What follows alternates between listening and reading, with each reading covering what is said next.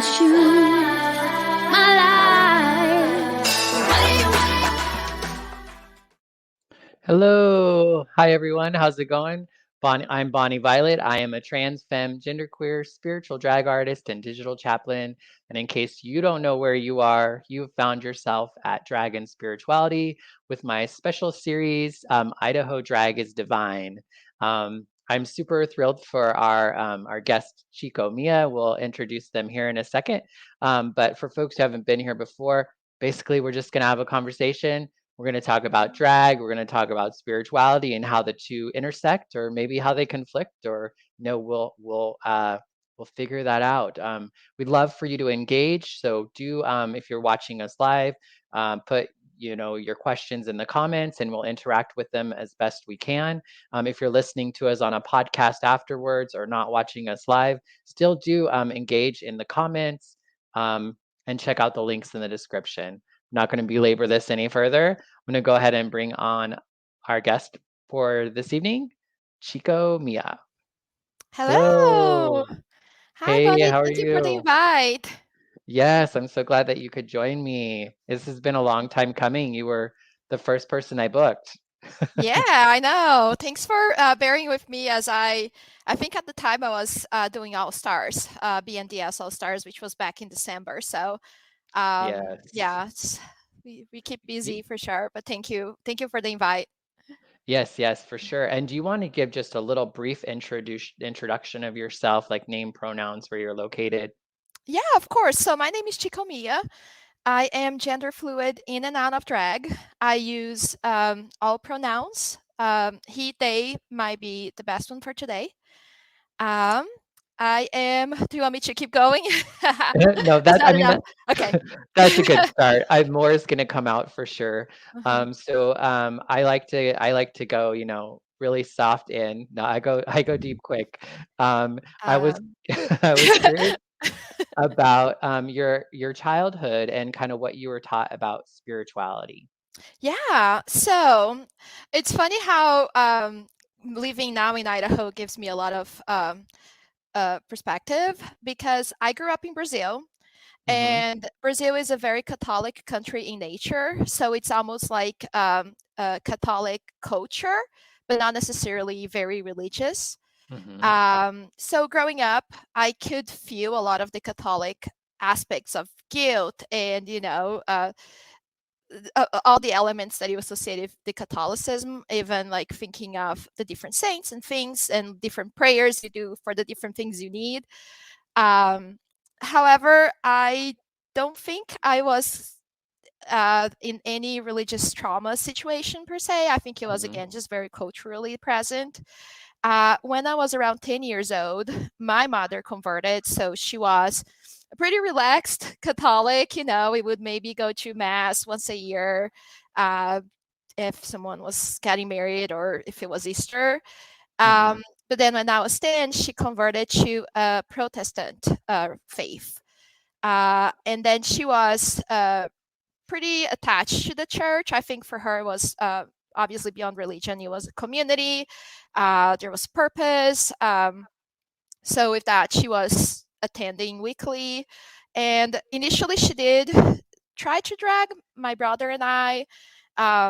I vividly remember, being like, what? We're doing this weekly? Why? Mm-hmm. But again, it was really not something that truly manipulated us or she never made us really be that involved. And then pretty soon after, she respected my brother and I, just not really wanting to be part of it anymore. Mm-hmm. So yeah, looking back, I think at the time I did feel pretty bummed about my mom being so dedicated and devoted to this church that I really couldn't relate. Mm-hmm.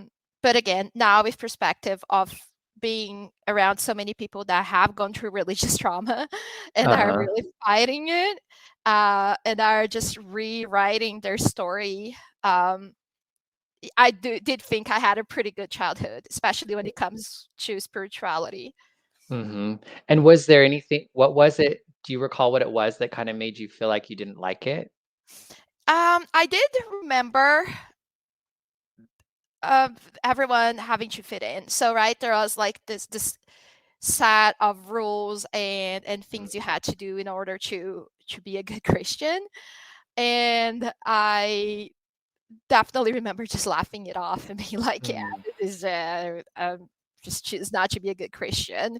The specific faith that my mom followed, it's actually huge in Latin America, and they are very money based. So there's also a lot of manipulating everyone mm, that is there to like make sure you pay, not only your 10% every month, but make sure you give money to the church so you can get that car that you're praying for. So there is a lot mhm, of financial requirements from the folks that attend. So I definitely felt like it was a con artist kind of pastor that was someone that my mom was just falling for in a mhm. sense. And you said that you identified as gender fluid, Yes, correct? correct. When did you start noticing that or Mhm. coming to understand yourself in that way? So I think I'm 34 years old, and I think a lot of folks in my generation might identify with this, which is I have always been gender fluid. I have actually feel pretty comfortable about it and felt since I was 8 or 9.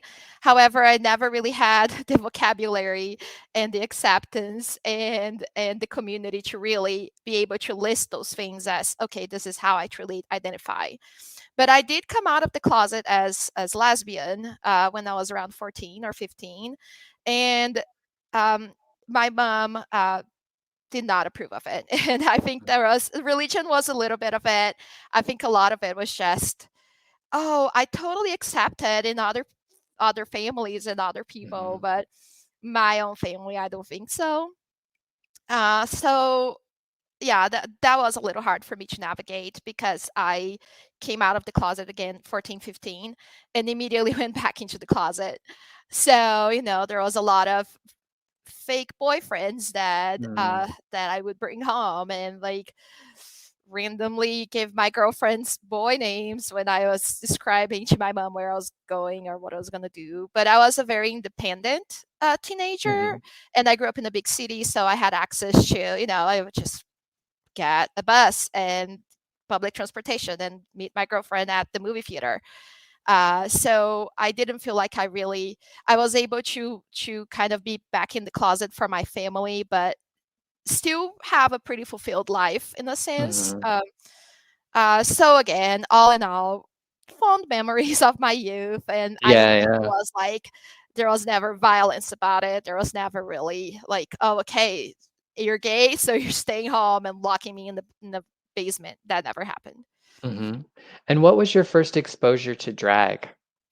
Okay, so this is super random, but in Brazil, even though it can be a very chauvinistic country, um, especially for comedic relief, drag is somewhat present. So I remember my mom's favorite movie. I told you all this story, but she was actually super open-minded and very artistic. And her favorite movie was Priscilla, the Queen of the Desert. So I Mm, was maybe whatever that movie came out, give it a few more years.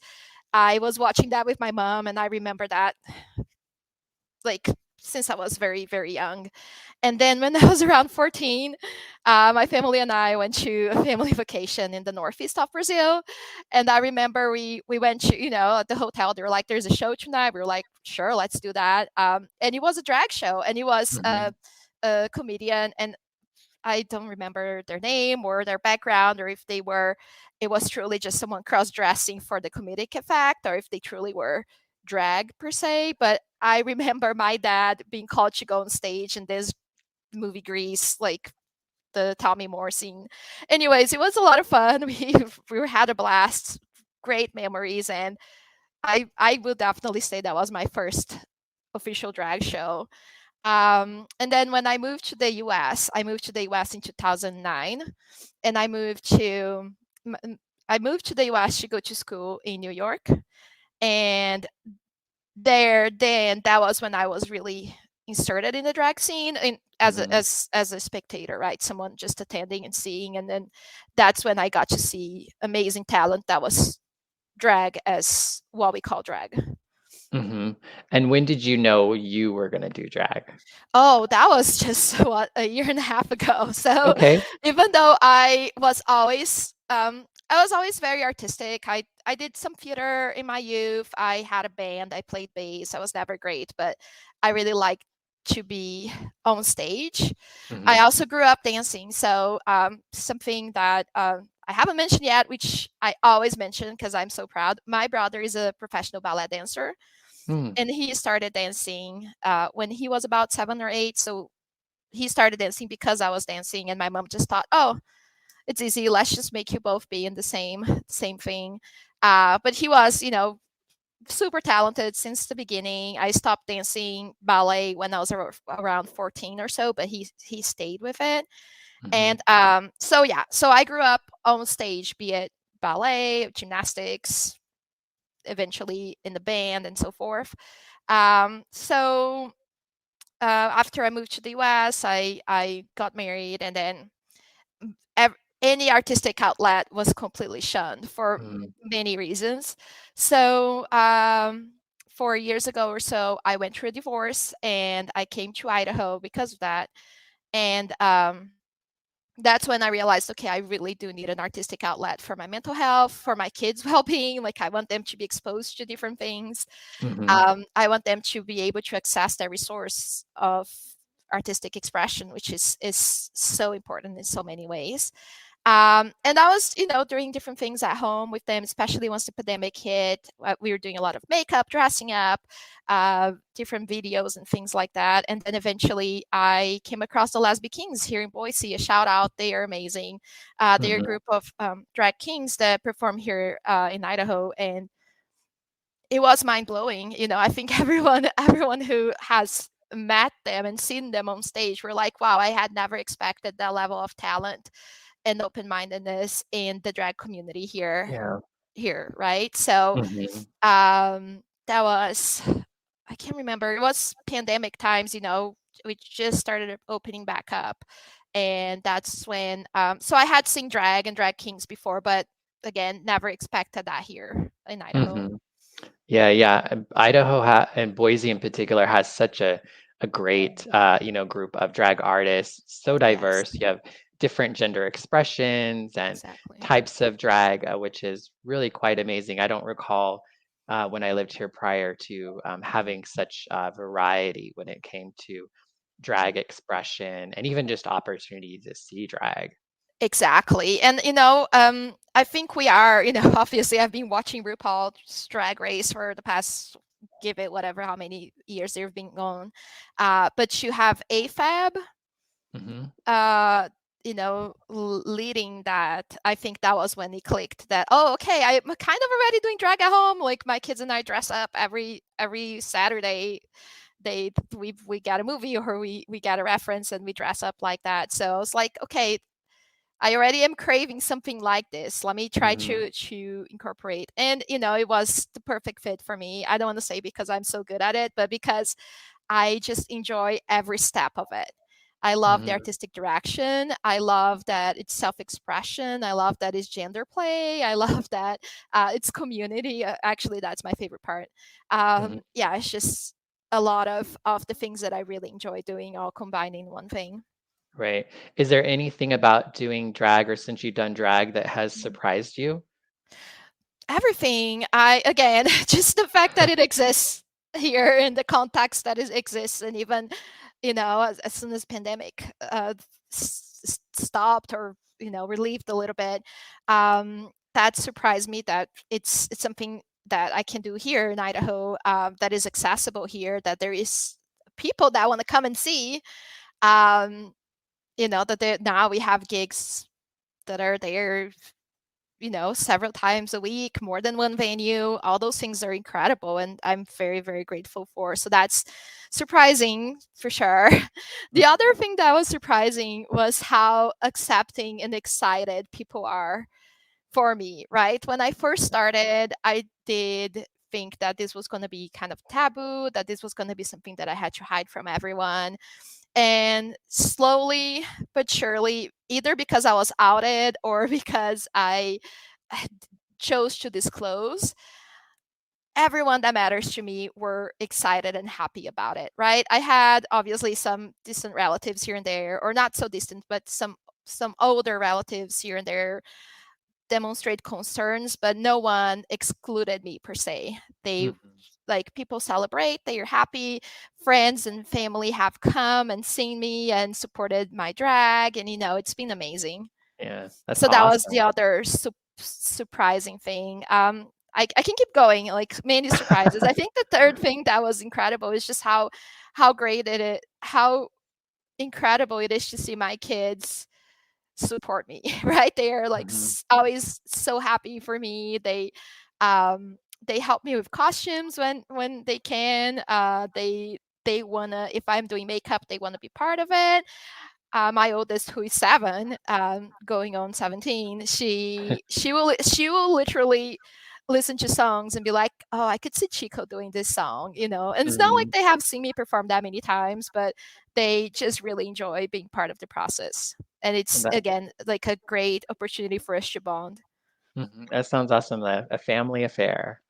Truly, truly, it's just me and my 2 daughters, and we are very close and Mhm. attached.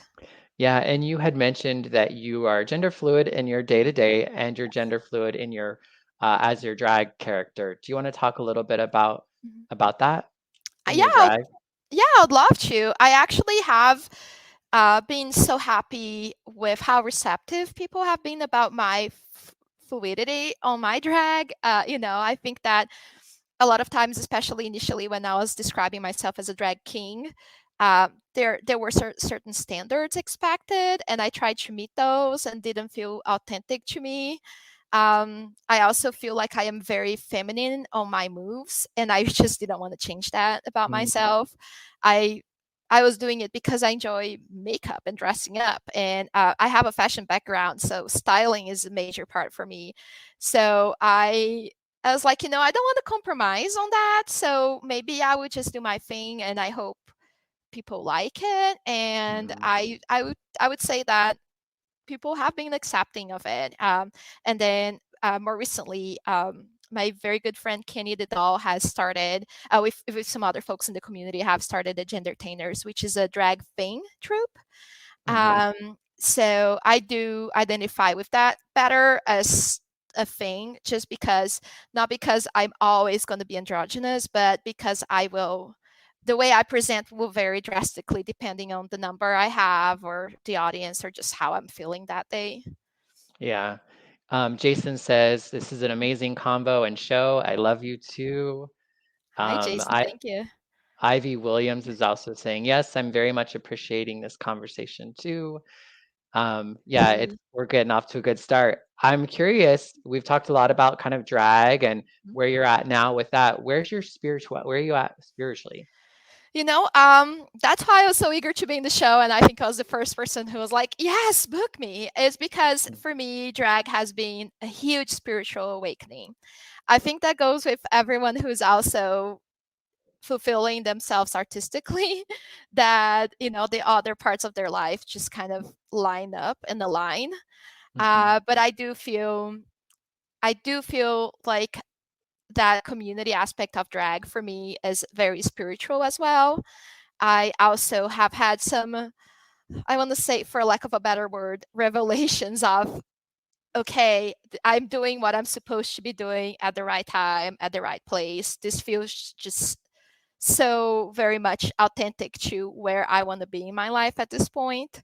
mhm, Um, and then finally, I truly feel the spirit, right? Like when I'm performing, I feel so fulfilled that it goes beyond myself. It feels like a huge connection with everyone who's watching.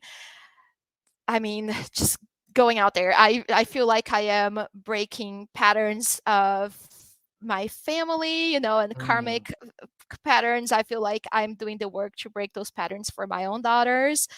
I feel like I'm transcending the rules that I was supposed to have fallen, and it just feels very empowering, but very spiritual for me. mhm. Sounds like maybe you're connecting with a lot of your own purpose and Exactly. drag is part of your purpose. you want to talk a little bit more about that, Yeah. especially like from a spiritual lens? Yeah, of course. So again, it feels very personal. The purpose feels very personal, right? Drag is Hmm. my purpose right now, but it's not like I'm leading a spiritual revolution or I'm leading a cult. Right. It does feel like this is my purpose right now. This is something that, um, again, for all the generations, especially of women in my family, we have been silenced. And this is obviously probably the norm for most families, but we have been silenced, especially when it came to artistic expression, especially when it came to our own sexuality, when it came to things that brought us joy. All those things had to go because we had to, care for the family, sacrifice everything. We had to maintain the norm, and I truly feel like it's my purpose to break those rules, Mm. and drag has been the perfect tool for that.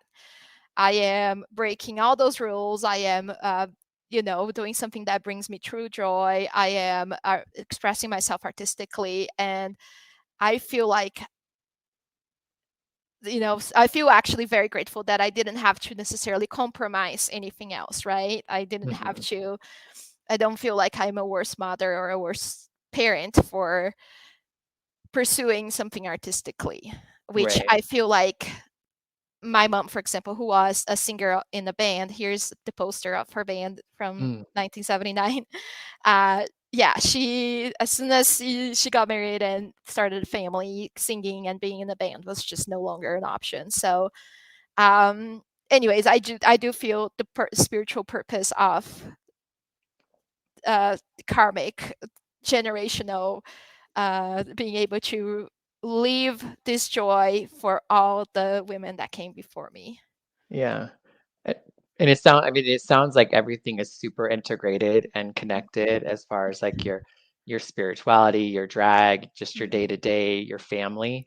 Yes. Have you noticed, has drag helped you in Mhm. some way? And would you speak to how it's impacted you outside of, say, drag or your art? Mhm. Yeah, yeah. I think that most drag artists would say that drag is very empowering, right? Um, no one who probably have the same answer on why it is empowering to them, but for me, it is empowering because I went there and did the thing. And Hmm. then I went there and did the thing again the next week with a whole new number and concept. So I think that's super empowering. And then to have even one person in the audience, have a reaction to what I presented, that's obviously just very rewarding and empowering. And then that empowerment does come with me in other aspects of my life, right? So if on the very first time I did drag, I called a relative and was telling them about it, and they were like, "Oh, does that mean you're trans? I am concerned if you're trans. I don't care about the drag as much, but the trans, I'm concerned." Mm. And at the time, I was like, "Yeah, I don't know," and couldn't really respond. Now, a year and a half later, when they brought that concern again, I was like, you know what? I just don't think it's your place to, so I had that Hmm. empowerment that carried with me to be like, okay, I actually can stand up for myself and also tell everyone it's my business, and it's truly it doesn't matter their perspective on that, or if they have concerns on how dressing like a man on stage comes across, because you can think whatever you want. I don't really care. So Right. again, the empowerment might have been answering your initial question, the empowerment. Yeah. Jason has a question and a Okay. statement. Chico Mia, your personality is so infectious. It's such an amazing moment to be able to live your truth. Does this impact your kids in their growth? I would like to say yes. Um, they are two girls. They identify as girls, like they're 7 and 5, and I think it's pretty clear that they are okay with being girls. And they are so authentic and confident, and they are very different in personalities, but I can see that they are empowered to stand up for themselves in a way that I don't think I was at that age, and I don't think I was at any age until maybe a few years ago. um, so I do think that that empowers them. Again, I think that being able to have an artistic outlet and them seeing their mom seeking joy, seeking, community, seeking something beyond the house and the domestic affairs and the professional affairs to pay the bills. I hope that this is going to be something that they learn from in a Mm-hmm. positive way. Yeah. Juan says, love the idea of being authentic while breaking patterns to define our spiritual journey. Thank you. Yes. I think it's kind of hard. I think it's really great how you're able to talk about like children, like you having children and their involvement with your drag and your drag, Mhm. and with everything that's kind of happening politically. Yes. How has that impacted you, if at all?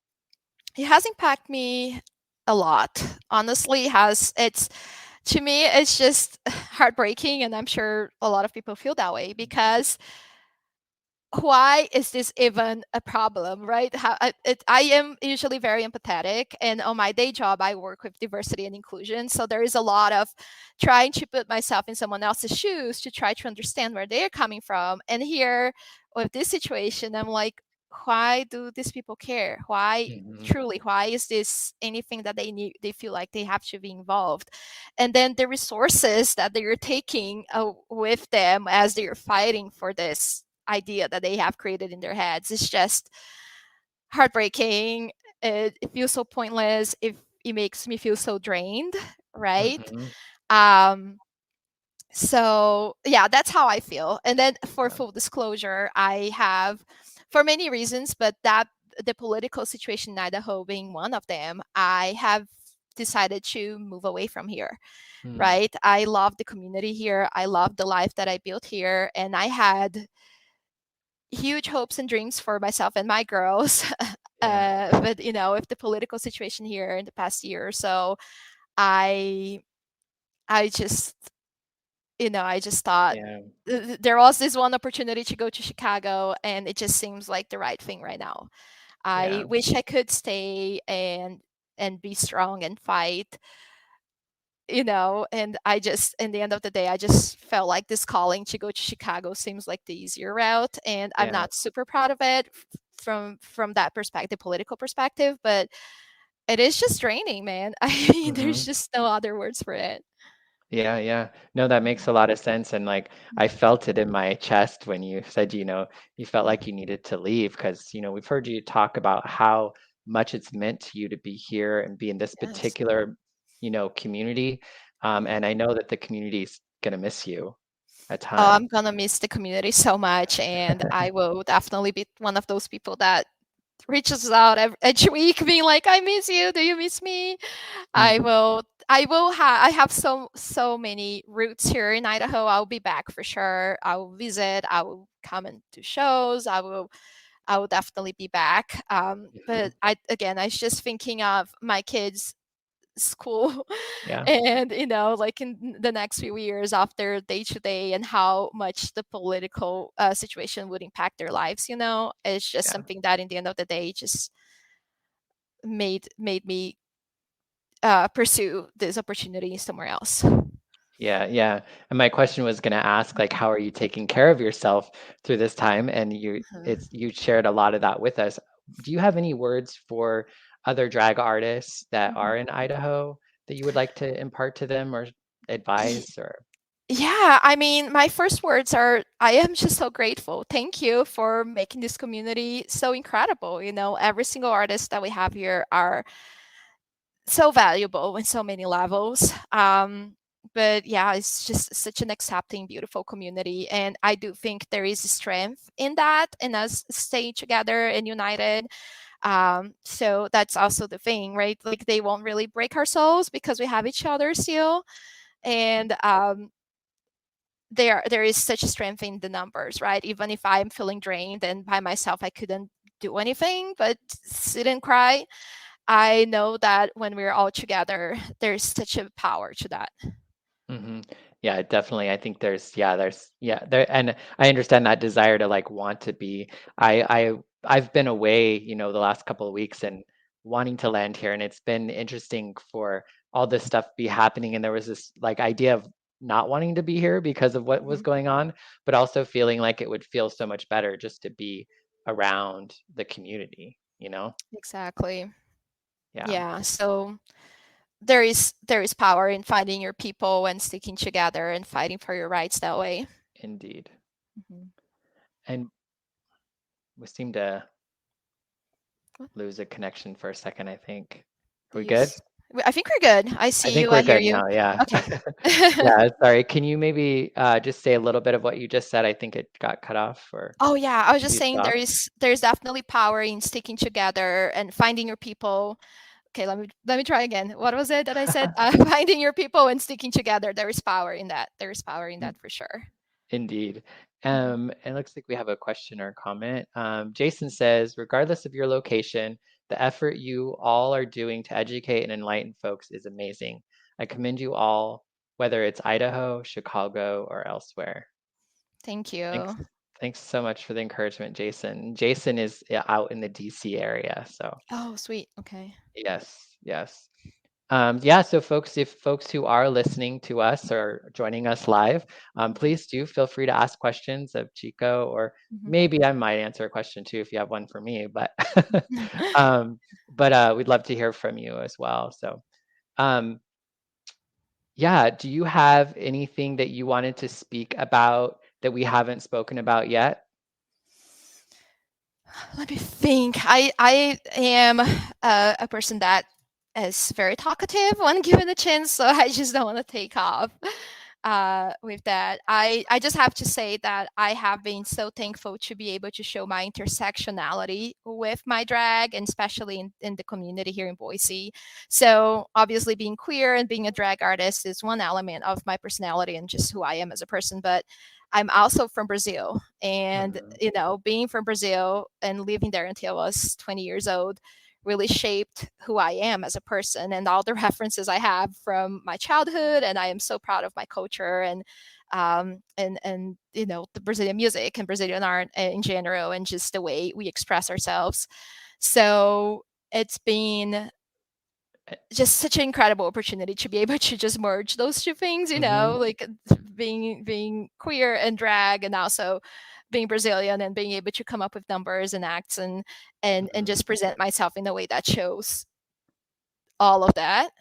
Right. So yes, And another reason why I'm so thankful for the community here. yeah, and recently you just did a show that was centered around Brazil. Would you like? Yeah, Have you? I know. I think it was like last weekend, right? Do you have it any was. reflections you would like to share with us? Yes, thanks for the opportunity to share, because it was just amazing, right? I So in Brazil we celebrate Mardi Gras, so we call it Carnaval, and it's literally called the greatest party on earth. Especially the Carnaval in Rio, but the whole country celebrates. It's just an incredible time of the year. It's every Brazilian's favorite holiday. Mhm. uh, and this is something I've craved since I left Brazil, right? There's not really any way to really celebrate or experience that unless you're in Brazil. So I have had the idea to do a carnival show here months and months ago. I It might have been, a full year that I reached out to the balcony and booked the dates. And with the idea developing, and me trying to feel what is important to present on the show, I just wanted to celebrate Brazilian culture. I Mhm. wanted whoever in the community wanted to be part of the show and somehow present something special or unique about Brazil. Um, that was kind of my only requirement, quote unquote, and people delivered. It was just so special to see Brazil through all my friends and fellow performers' eyes.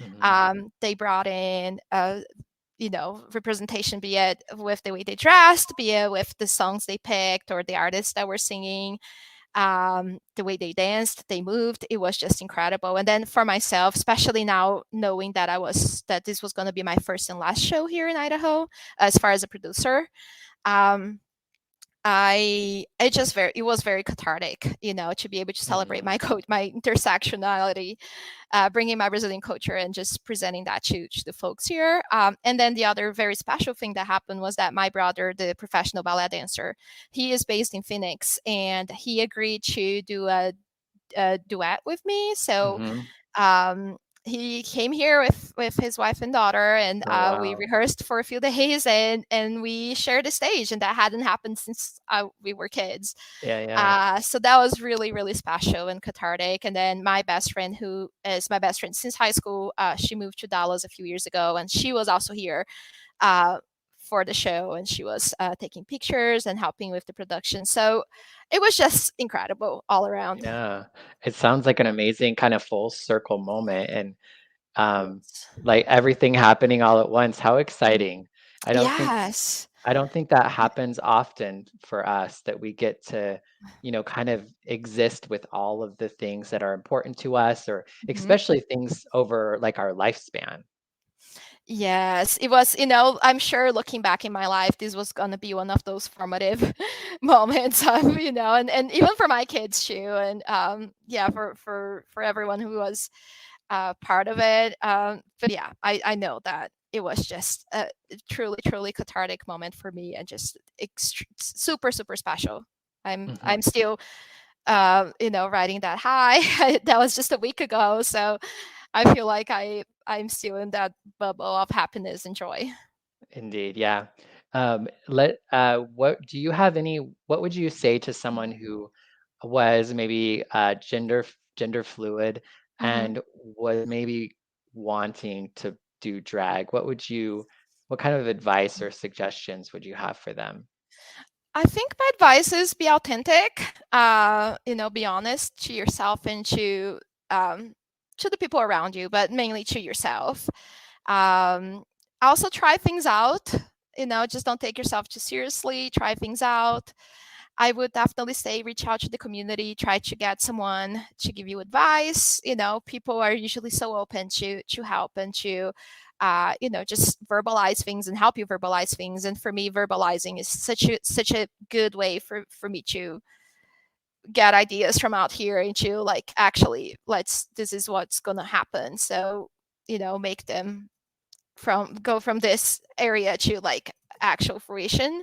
Mhm. um but yeah, I would say don't be in your head, and don't think it's for you, because it can be so incredible. It can be a really, really great way to really express yourself, find out more about yourself.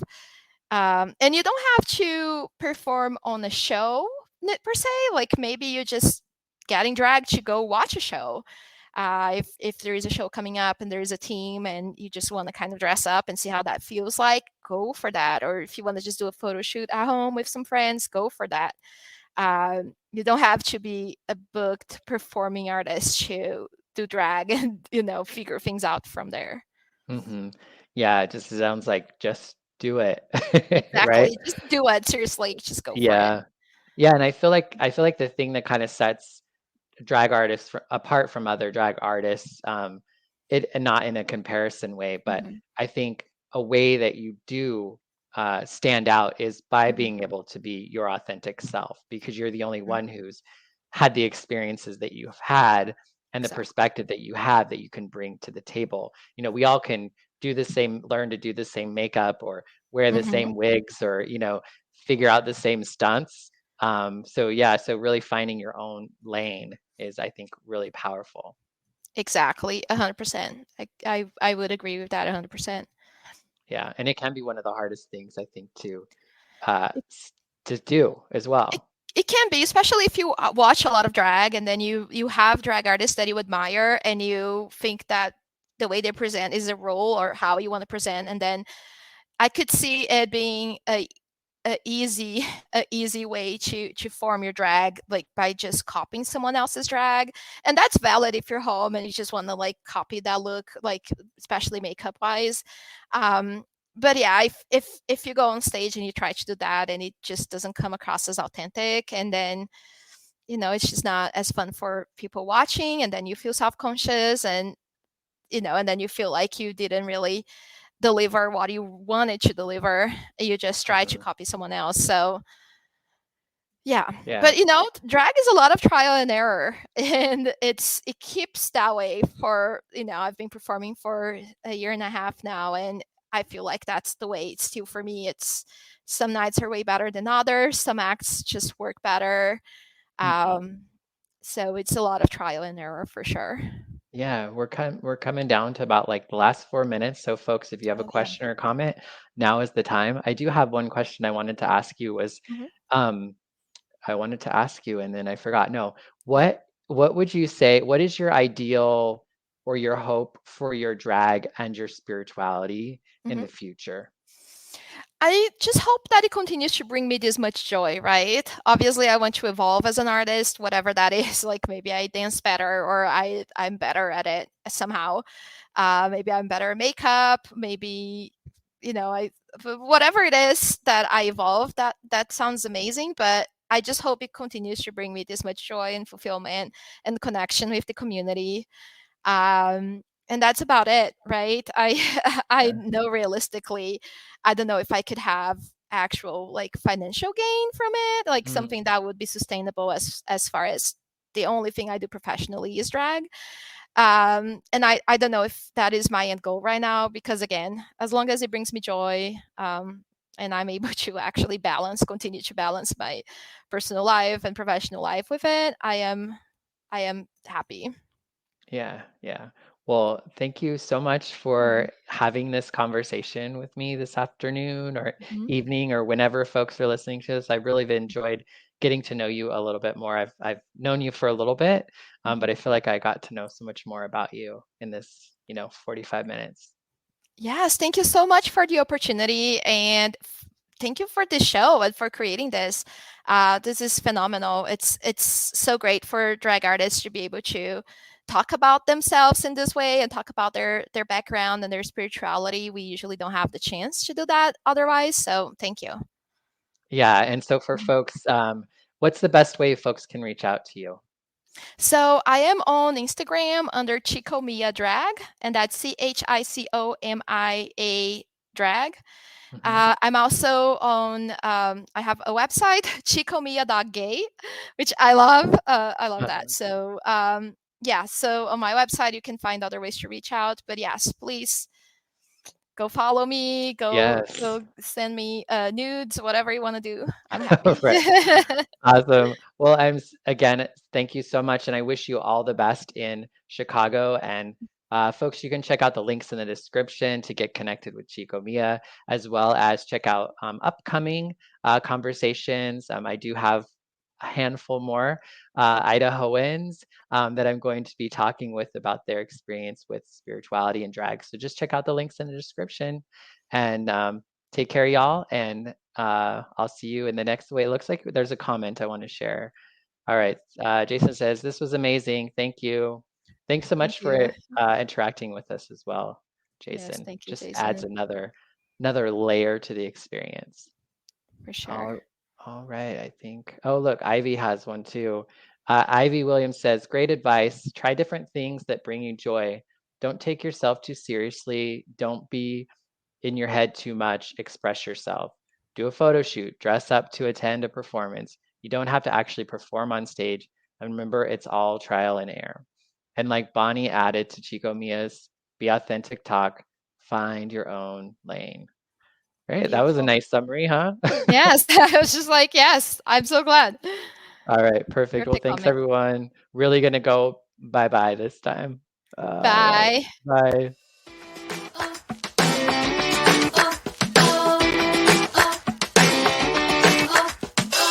When I was having the time of my life, just felt I wasn't there.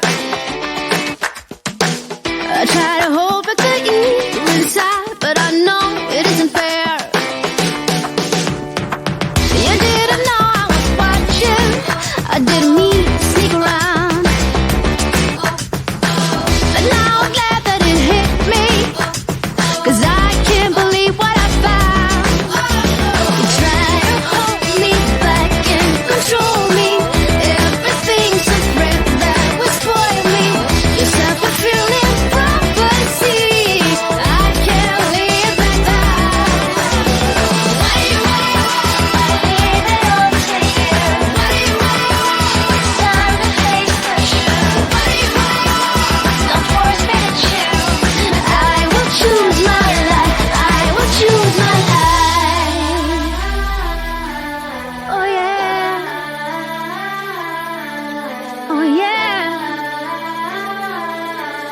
want you.